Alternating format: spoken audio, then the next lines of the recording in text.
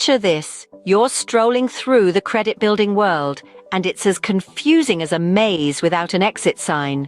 The walls are high, the paths are winding, and it's all about as clear as a foggy morning. You've heard tales of credit scores, interest rates, and late payment penalties, and it feels like you're playing a game where the rules keep changing. It's no wonder that building credit can seem as daunting as finding a needle in a haystack. But worry not, because I've got a map that'll get you out of this credit labyrinth. Ever heard of the Holy Grail? In the credit world, that's your credit card. This small piece of plastic is like a knight's shining armor in the quest to build credit.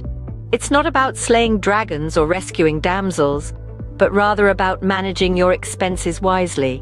You see, every swipe, every payment, and every balance you maintain plays a part in this epic saga of your credit score.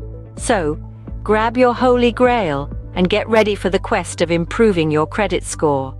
Now let's embark on a 30-day journey to improve your credit score faster than you can say credit card debt. Welcome to the first 10 days of our credit building expedition. Let's call this the swipe, but don't swipe away your savings phase. Here, you'll use your credit card, but remember, it's not a magic money wand. We're not trying to make the money disappear. We're trying to make your credit score appear more appealing. So, go ahead, put those daily coffees and groceries on the card, but keep the yacht purchases to a minimum if you please. Now, we're moving into the middle of our journey, day 11 to 20. This phase can be aptly named, "Paying bills isn't fun, but it's necessary." Yes, I know it's about as exciting as watching paint dry. But if you pay your credit card bill on time, you're one step closer to the treasure, that elusive high credit score.